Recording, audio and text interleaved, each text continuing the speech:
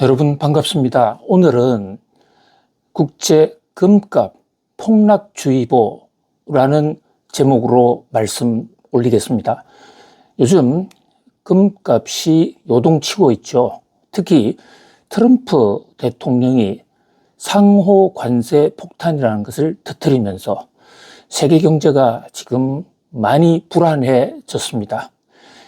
그렇게 되면 국제 투자자들은 안전자산 쪽으로 쏠리는 현상이 있죠. 이 금은 다른 금융상품보다는 안전하다라는 그런 오랜 인식 때문에 세계 경제가 흔들릴 때 금 쪽으로 자금이 집중하는 그런 경향이 있습니다. 거기다가 이 관세 폭탄으로 미국과 중국 등 전 세계가 이 무역 전쟁에 들어가면 저마다 각자 도생, 자기 살 길을 찾을 수밖에 없을 것이고요. 특히 중국 입장에서는, 시진핑 국가주석 입장에서는 중국 위안화를 좀 강하게 만들어서 달러 패권에 도전하자라는 이런 욕구가 많이 있을 것입니다. 그래서 그동안에 생긴 무역 흑자로 미국의 국채 사는 것을 중단하고 그 돈으로 금을 사모으자 하는 이런 전략이 있다는 말씀을 몇 차례 소개해 올렸습니다. 이러한 국제 금융시장의 불안 심리, 트럼프의 관세 폭탄, 또 시진핑의 금 사모으기 이런 게 합쳐지면서 금값이 많이 올랐습니다. 온스당 3,000달러를 이미 돌파한 지가 오래됐죠. 자, 그런데 과연 이 금이 계속 오를 것이냐? 투자할 만한가? 또 비단 금을 투자하지 않는 분들도요. 금 시세가 다른 금융상품, 뉴욕 증시의 채권이나 또 비트코인 이런 등의 영향을 많이 주기 때문에 예의주시하지 않을 수 없습니다. 달러 환율에도 금은 직접적인 영향력을 행사하죠. 그래서 앞으로 세계 경제를 예측하는 데 있어서도 금 시세의 향방, 추이 분석은 매우 중요한데요. 자, 금값이 이렇게 오르는 상황에서 뉴욕 증권시장, 금융시장에서 아주 놀라운 보고서가 하나 나왔습니다. 한마디로 요약을 해 올리면요. 앞으로 금값이 곧 하락 반전에서 급격하게 떨어질 것이다. 그러면서 목표 금값 시세를 1,820달러, 온스당 1,820달러로 잡았습니다. 자, 지금 금이 온스당 3,000달러를 조금 넘어 있으니까 단순 계산하면 앞으로 40% 이상 대폭락한다. 이런 얘기거든요. 자, 예측은 누구나 할 수 있죠. 그런데 누가 예측했느냐? 이게 중요한 거 아니겠습니까? 근데 이번 예측은 뉴욕 증권시장에서의 그 투자은행 겸 또 애널리스트로 나름대로의 성과를 거두고 있는 이 모닝스타라는 곳에서 내놓은 보고서입니다. 물론 모닝스타라는 곳, 모닝스타를 우리로 그냥 직역하면 아침에 뜨는 별, 우리 샛별 또는 금성, 이것을 모닝스타라고 영어에서는 번역을 하는데요. 이 모닝스타도 뉴욕 증시에 나름대로의 영향력을 행사하는 그런 금융기관입니다. 물론 모간 스탠리라든지 또는 골드만삭스 이런 데 비하면 아주 성과가 높지 않죠. 그럼에도 불구하고 자기 이름을 걸고 구체적인 시세를 제시하면서 금값 폭락 경고를 냈다. 이것은 나름 의미가 있다라고 볼 수가 있겠습니다. 만약에 이 시세 전망이 맞지 않으면 모닝스타의 회사 운명 또는 관계자, 임직원들 목이 잘릴 수도 있을 테니까요. 자, 그래서 모닝스타의 국제 금값 보고서 한번 깊숙하게 들여다 보겠습니다.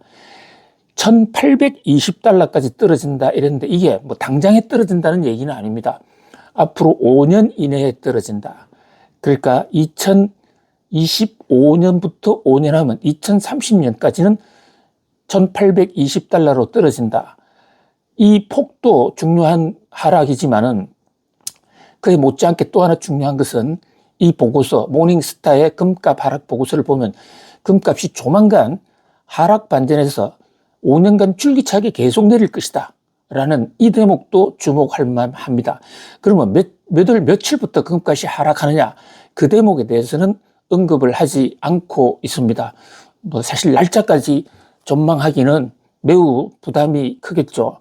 자, 중요한 것은 여기서 모닝스타가 금값을 내린다고 본 근거, 그 근거가 중요하겠죠. 이 근거를 우리 같이 한번 생각해 보고요. 그게 맞다 싶으면 우리도 이에 동조할 수도 있고, 아주 근거가 없다 이러면 그냥 지나가는 얘기다 라고 흘려버려도 됩니다. 자, 그런데 여기서 이 모닝스타가 주목한 대목은 바로 금값 하락의 전망으로 공급 측면을 꼭 집었다 하는 것입니다. 자, 모든 가격은 수요와 공급에 따라 결정이 됩니다. 이것은 만고의 진리라고 볼 수가 있습니다. 이것은 좌파 경제학자나 우파 경제학자를 떠나서 이 공급량이 늘어나면 양이 많아지면 흔해집니다. 그래서 가격은 떨어지고요.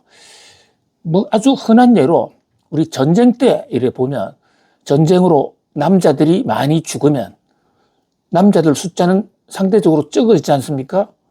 그러면 남녀 결혼 시장 같은 데서 여자는 공급이 많아지니까 여자는 결혼하기가 어렵게 되고, 그럼 가치가 떨어지고 남자는 가치가 올라가는, 뭐 이런, 물론 사람의 가치를 수요 공급이나 돈만으로 재단할 수는 없습니다. 일반 경제제 재화의 경우에는 수요 공급 원리가 확연하게 드러나죠. 제 아무리 좋은 것도요, 많아지면, 이를테면 다이아몬드가 좋다, 다이아몬드가 만약에 많아진다면 가격이 떨어질 수밖에 없습니다. 사실 요즘 다이아몬드 가격이 별로 신통치가 않아요. 왜냐? 다이아몬드의 생산량은 여전히 희박하고 희귀품인데 인조로 다이아몬드를 만들 수 있는 기술이 개발됐거든요. 그래서 자세히 분석해 보면 인조 다이아와 천연 다이아는 완전히 다르긴 합니다만은, 그러나 인조 다이아가 나와서 많은 사람들은 이 짝퉁 다이아를 실제로 하고 다니고요.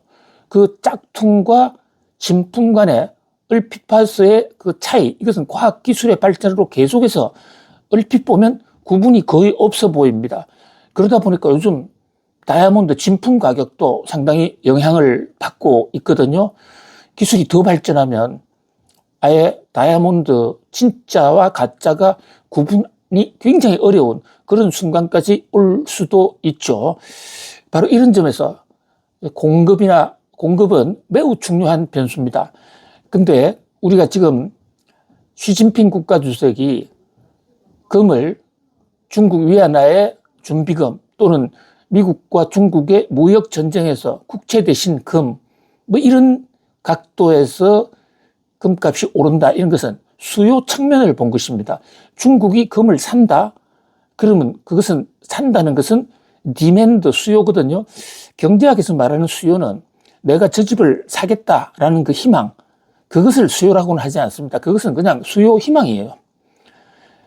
실제로 가격에 영향을 줄 수 있는 실질적인 수요는 유효 수요라는 개념으로 정의를 합니다. 유효 수요는 내가 금을 살 의도가 있고 또 내한테 돈이 있는, 능력 있는 사람이 금을 사겠다라고 구매 의사를 갖고 있을 때 그것을 실질 유효 수요라고 그러거든요.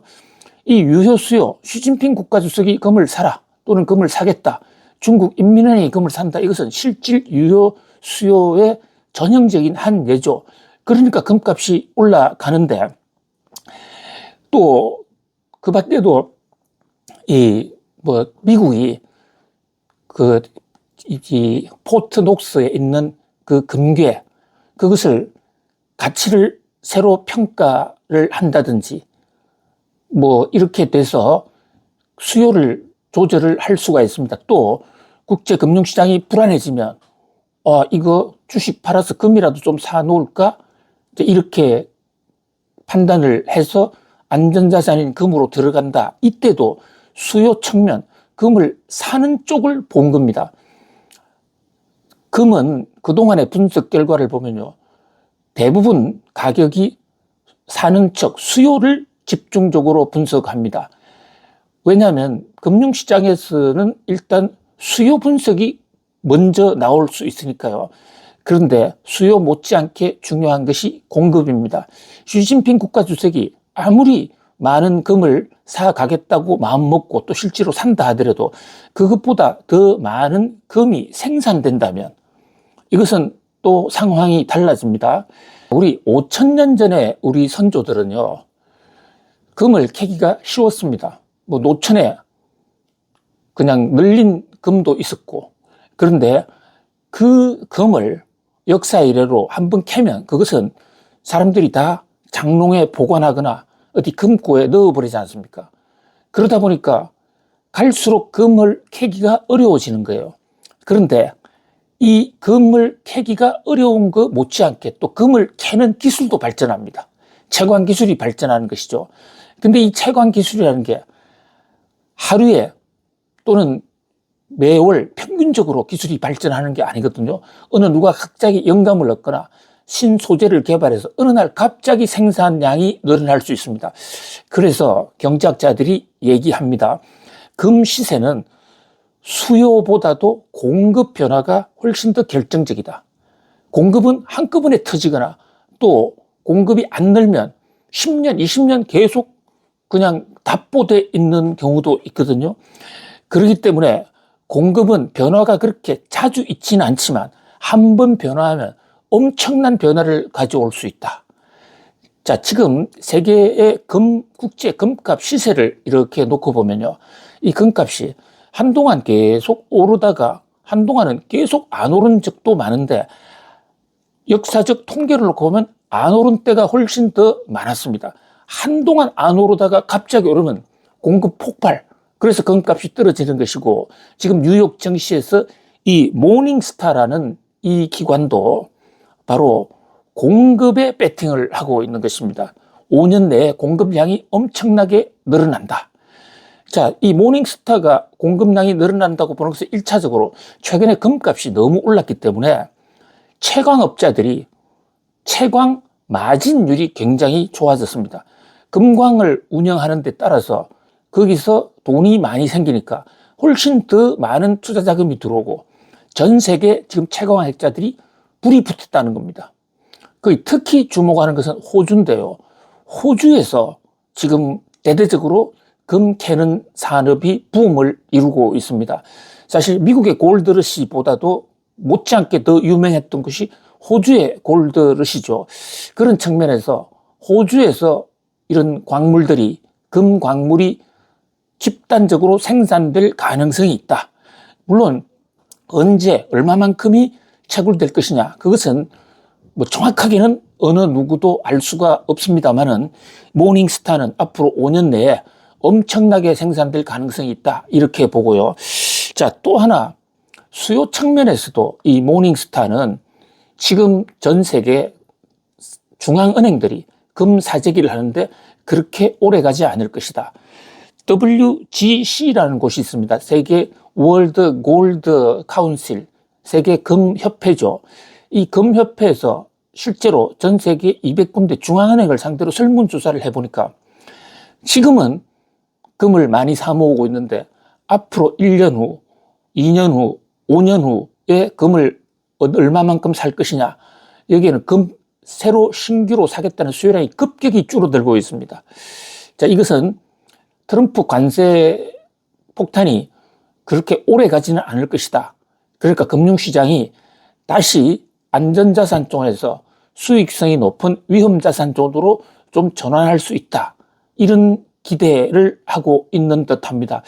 그리고 이 중국을 제외한 나머지 나라의 경우에는 금을 좀 사재기를 하더라도 그것이 기축통화가 될 가능성은 현실적으로 그렇게 많지 않은 것이고요. 또 중국이 기축통화를 하겠다는 그 전략도 미국이 과연 좌시하지 않을 것이다. 그런 면에서 지금 금값 폭등은 매우 일시적일 수 있다. 이런 지적이 나오고 있는 것입니다. 특히 또 하나 지금 이 모닝스타가 주목하고 있는 대목은요, 미국의 미란 보고서라는 대목인데요.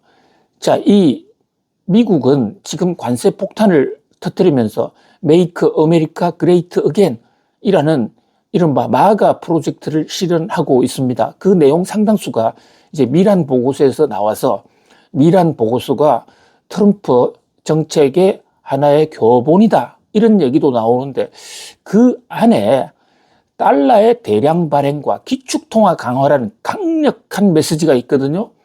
그러니까 미국이 기축통화를 절대 포기하지 않는다. 이것이 트럼프 정책의 핵심 중에 핵심이라는 얘기입니다. 어떻게 그러면 미국은 기축통화를 유지해 갈 것인가? 이것은 김대호 박사 TV의 미란 보고서, 백악관 충격 보고서, 그 편을 보고 오시면 훨씬 더 이해가 잘 될 것으로 보여지는데요. 어쨌든 미국은 기축통화를 포기하지 않는다. 그렇다면 미국이 기축통화를 포기하지 않으려면요, 미국은 기본적으로 어느 정도 금을 보유해야 됩니다. 물론 지금은 금을 당장 바꿔주는 금태환 제도를 하고 있지 않지만, 그렇다면 미국 입장에서는 금값이 올라가면 올라갈수록 달러의 기축통화를 유지하기가 어려워집니다. 그래서 미국이 특히 달러 발행량을 더 늘리면서 기축통화를 유지하겠다는 매우 지금 어려운 이런 고개를 하고 있거든요. 그게 성공할지 실패할지는 알 수 없습니다만 적어도 미란 보고서에 나타나고 있는 정책 방향만 놓고 볼 때 미국은 절대로 금값 폭등을 좌시하지 않을 것이다. 뭐 이런 점 등이 국제 금값의 하락에 배팅하는 모닝스타의 전망인데요. 자, 시세는 뭐 길고 짧은 건 돼봐야 됩니다. 다만 이런 기관의 연구 보고서, 금값이 하락할 수도 있다는 보고서 참고할 필요가 있고요. 또 금은 직접적으로 투자하기가 그렇게 간단한 상품이 아닙니다. 주식이나 채권 같은 걸 샀다가도 당장 바로 팔 수도 있고 이런데 금은 사는데 엄청난 세금, 또 파는데도 엄청난 세금이 따라 붙거든요. 그래서 몸이 무겁다. 거래를 하는데 몸이 무겁다고 볼 수 있습니다. 그런 만큼 더 신중해져야 되고요. 자, 한국은행이 과거에 김중수 총재님 시절에 금값이 오른다 해가지고 금을 샀다가 얼마나 큰 손해를 보았습니까? 그런 점 등을 감안할 때 금이 안전자산이라고 하지만 시세는 변한다. 안전자산이라는 게 시세가 안 변한다는 뜻은 결코 아니다. 그런 점에서 금의 시세, 이것도 좀 예의주시할 필요가 있다고 보겠습니다. 자, 오늘은 금값 대폭락 경고라는 제목으로 말씀 올렸습니다.